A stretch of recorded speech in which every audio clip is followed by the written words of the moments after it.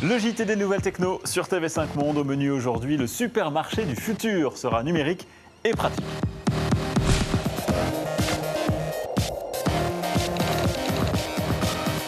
Bonjour à tous, c'est une corvée incontournable pour beaucoup d'entre nous, celle des courses hebdomadaires. Et pourtant, le slalom dans les rayons des supermarchés, la comparaison des prix ou même la file d'attente aux caisses pourrait bien devenir un jour un jeu d'enfant.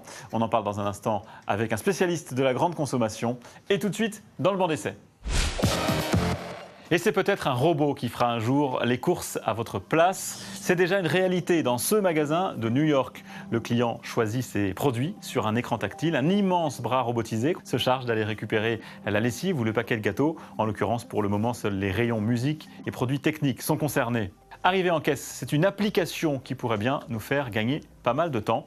Des capteurs sont répartis dans le magasin pour détecter le nombre de clients en attente et la vitesse moyenne à laquelle avance la file. Information renvoyée vers les smartphones des utilisateurs qui peuvent donc choisir la caisse la plus rapide. Vient ensuite l'étape du tapis roulant.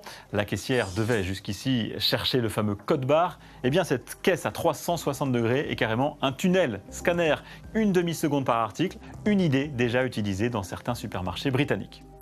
Et puis voici une idée présentée lors de la dernière exposition universelle à Milan.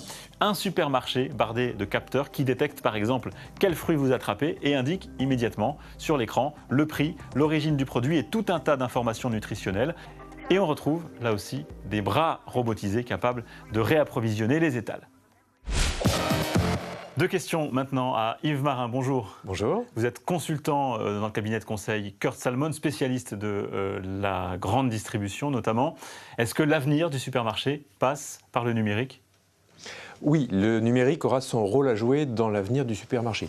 Toutefois, un supermarché d'aujourd'hui, après-demain, sera toujours un supermarché avec des murs, des têtes de gondole. Simplement, ce point de vente va évoluer. Si on prend par exemple le temps passé dans ce point de vente, les technologies digitales vont permettre de réduire le temps subi, le temps contraint passé dans un supermarché au profit du temps choisi, du temps de liberté. Par exemple, le temps de l'encaissement, le passage en caisse dans un hypermarché, c'est 6 minutes en moyenne, 6 minutes de temps contraint. Et là, les technologies vont nous aider. Alors, soit la technologie NFC, Near Field Communication, avec les cartes magnétiques qu'on va approcher pour accélérer le temps de paiement, soit des tunnels de paiement à base de technologie RFID, dans lesquels vous passerez votre chariot et le tunnel va vous dire automatiquement, cher ami, vous en avez pour 185 €.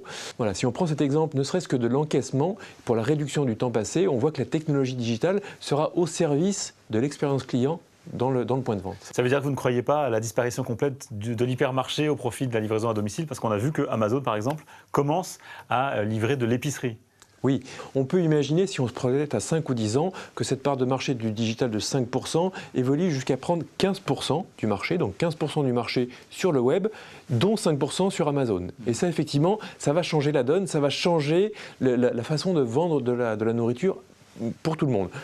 Pour autant, si le digital pèse 15% des ventes, ça veut dire que le magasin physique pèsera encore et toujours 85% des ventes alimentaires.